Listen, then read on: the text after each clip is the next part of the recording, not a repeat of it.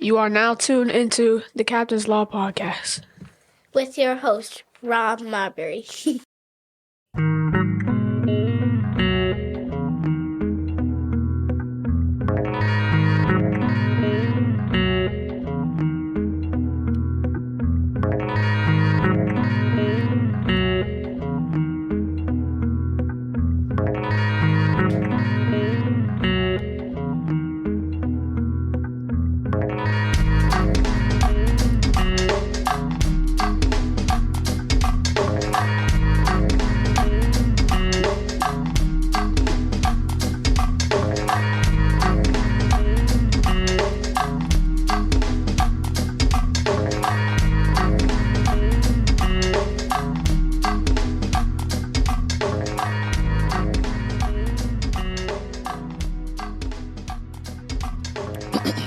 All right, folks. We're back in the lab. We're back in the studio. This is the Captain's Law Podcast, home for your sports, culture, and perspective, and random rants, man. I'm glad for y'all to be here, man. This is episode 10, man. 10 episodes in already, man. I'm moving along, man. I've been tested, but we here. So, hope everybody doing well, man.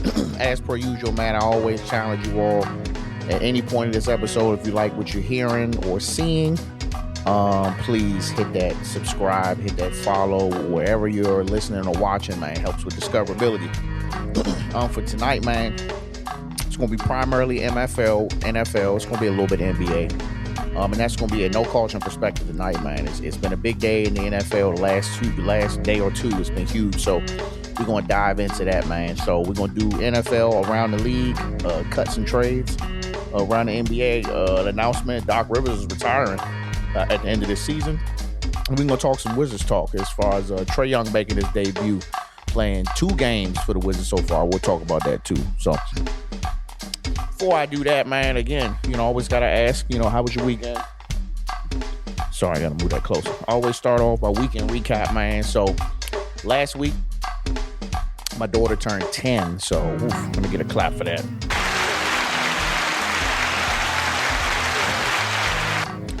Clap for my 10-year-old daughter, man. And Mom Dukes turned 60.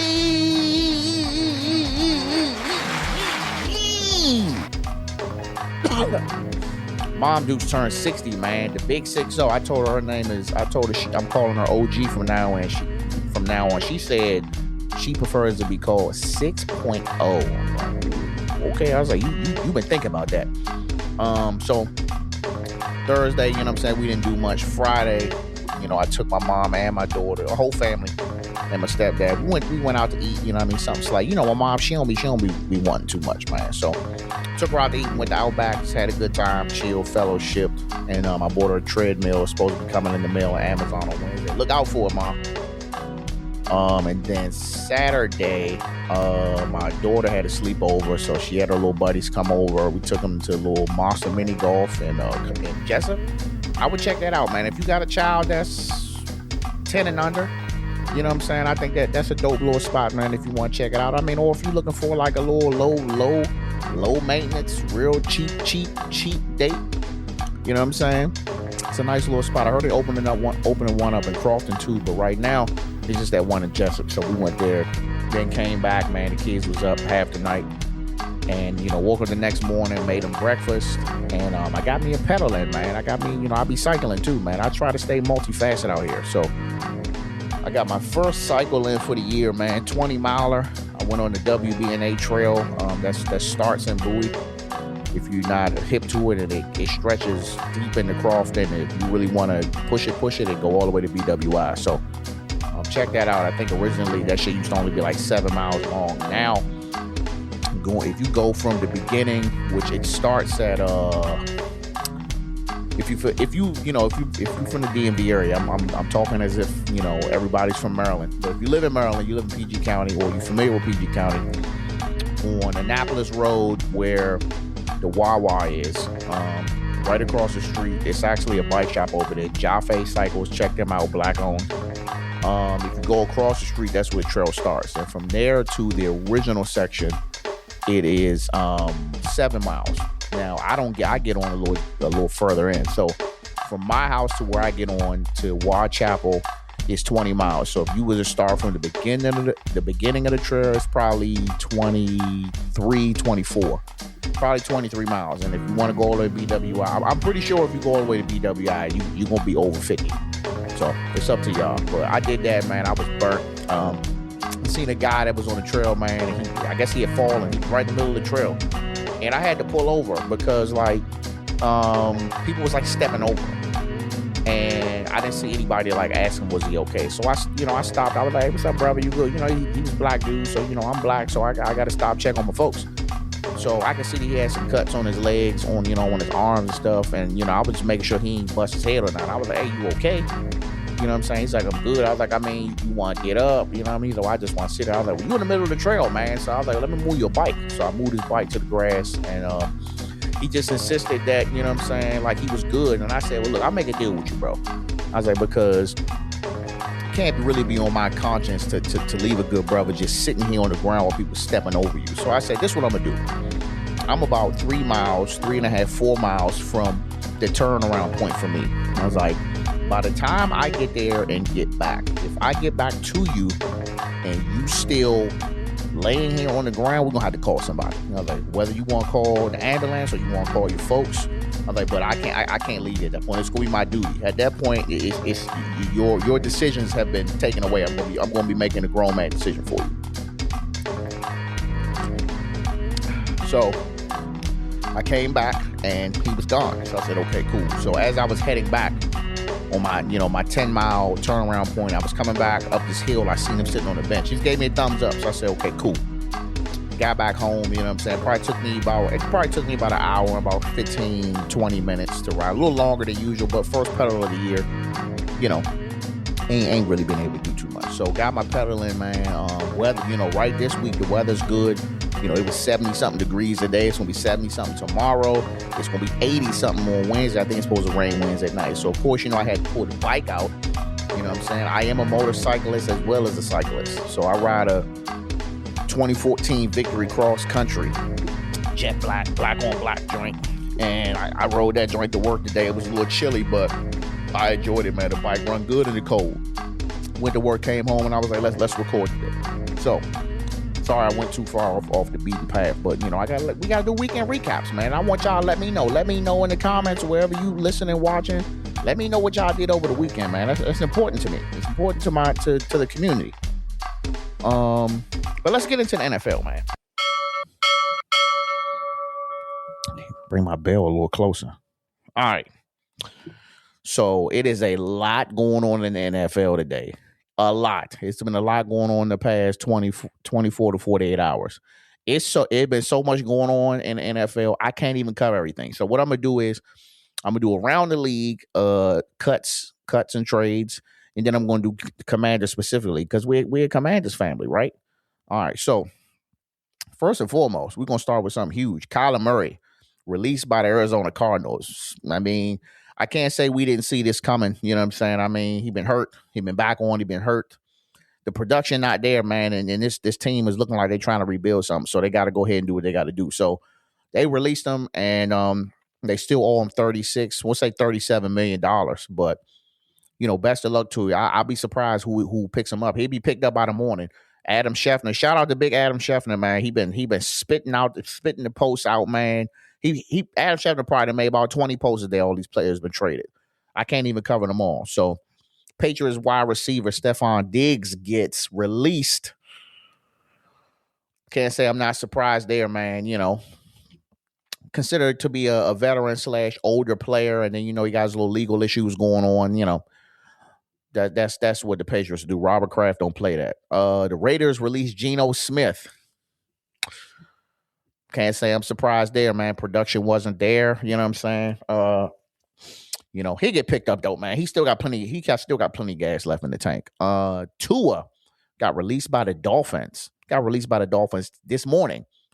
No surprise there either. You know what I'm saying? I mean, again, production. The Dolphins they've been a mid-grade, mediocre team pretty much since he been there. They had a couple of seasons where they was good, but once them concussions and all that shit start kicking in, man, they've been a mid-grade team, dog. But now he done got picked up by the Falcons. Now, I don't know how I feel about the Falcons because to me, it's like I feel like that's like the same team whole time, just a better running back. But we'll see. So he'll be taking the place of Kirk Cousins and the other guy. I mean, is he gonna start or he the backup? Because you already got a starting quarterback. We'll see. Or they're gonna be fighting for the job. I mean, I don't think that the other guy, I can't remember his name. I don't think he's doing that bad that you bring Tua in to potentially take his job. But okay. Trent McDuffie, cornerback for the Rams, signs a 4-year, $124 million deal. Them cornerbacks getting paid these days. $100 million guaranteed, man. Congratulations to him. He is a dog. I done seen some plays. Packers backup quarterback Malik Willis signs to the Dolphins. Malik Willis is good, so I'll be curious to really. I'm going to be watching to see what he really do. If they plan to make him the starter, I don't think they got nobody else. So congratulations to him. Mike Evans to the 49ers.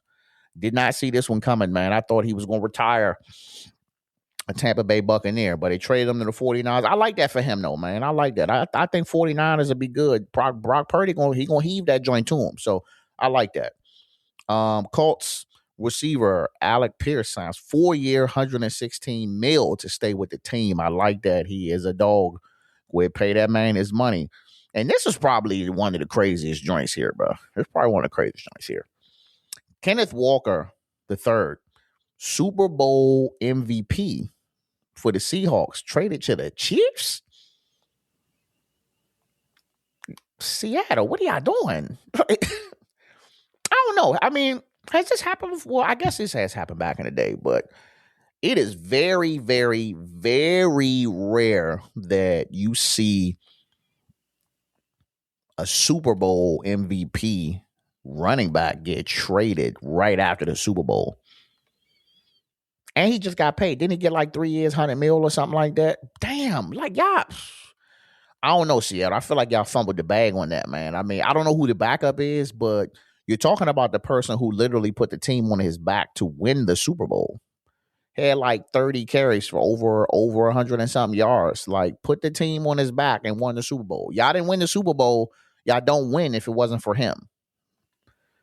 And y'all let him go to the Chiefs. The Chiefs is back. I'm going to tell you that right now.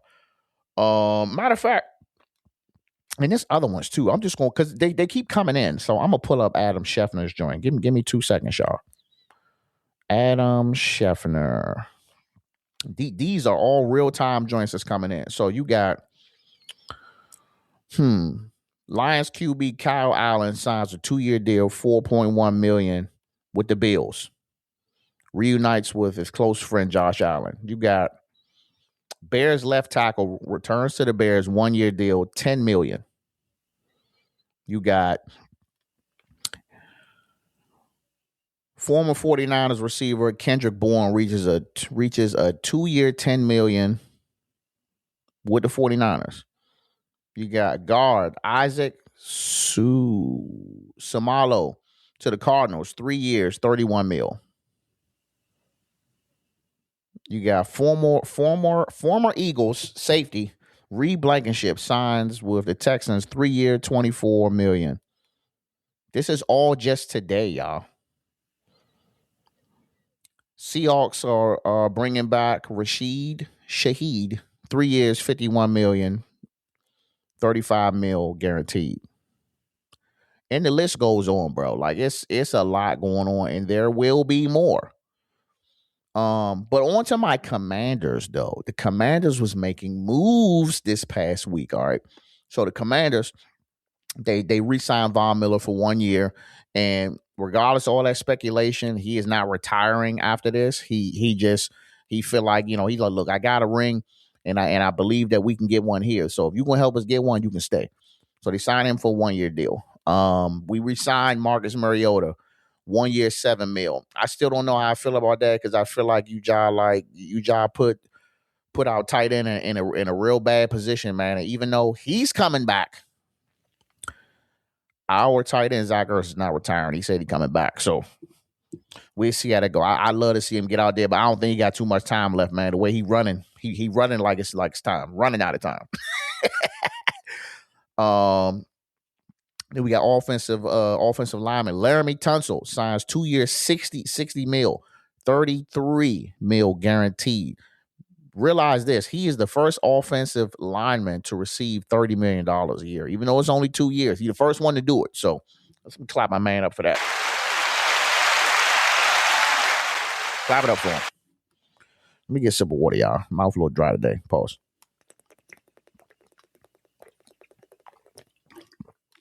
Make sure y'all drinking water. Anyway, let's keep going. So next up, Commanders signed Lions cornerback Amik Robertson, 2 years, 16 mil, 9.5 mil guaranteed. I like that. Right now, okay. Well, let me get all the stuff out. Then I'm gonna give you my analysis of the whole thing. Also, and I'm gonna butcher your name, bro. I'm sorry. Commander signed Chargers defensive end Odafe Owe. 4 years, 100 mil, 68 mil guaranteed. Wow. I ain't seen no highlights or nothing, but I'm just going on the record to say if that's somebody that's getting paid, then yeah, it's for a reason. And two, I forgot to mention on the other ones. Max Crosby to the Ravens for 2 first-round picks. I thought the Commanders was going to get him, but that's okay. And the Ravens wide receiver Isaiah Likely signs a 3-year deal to go. 3-year deal, 40 mil to go to the Giants. I still ain't worried about no Giants, bro. All right, enough with the stats for a minute. So, as far as what's going on for the Commanders, I think that they are immediately addressing like where we need help. We know we needed a cornerback. We know we needed some help on the line. I also read that we bought Tim Settle back. So and you still got Montez Sweat out there who said he would come back to the team for less money. So, bruh, we really could be making a dream team on the defensive side, bruh. I like what upper management is doing. I'd be curious that if we're gonna pick some more folks up, man. And I ain't seen nothing about as far as us keeping or releasing Bobby Wagner again. I would like to keep him, man. I don't think that I don't know. I don't want to be disrespectful because I respect, people's career stats and just what he does. I don't know if Bobby Wagner should be a starter or maybe I don't know. I don't know if he should start. You know what I'm saying? Or like I think that depending on the situation, he just need to be comfortable with getting switched out as a starter, depending on who's backing him up. But I think if he can accept like more of a flex role, then yeah, he can stay. But him being a starter, I don't think so. But picking up a cornerback, you know what I'm saying, paying your offensive lineman because we got him from Houston and he was a dog there. And yes, he worth that money. I think addressing these positions early, man, not out here BSing, I think it's cool. And what I'm waiting for? I'm waiting to wake up in the morning and see that we picked up Brandon Ayuk from San Francisco because yeah, he out there. If we can get Brandon Ayuk, I think we dangerous, man. Because now, you know what I'm saying, Terry McLaurin, Brandon Ayuk, you know what I'm saying, Noah Brown, come on, dog. Zach Ertz, yeah, we be good out here, man. And I also think that they're gonna go out here and they're gonna pick up another running back.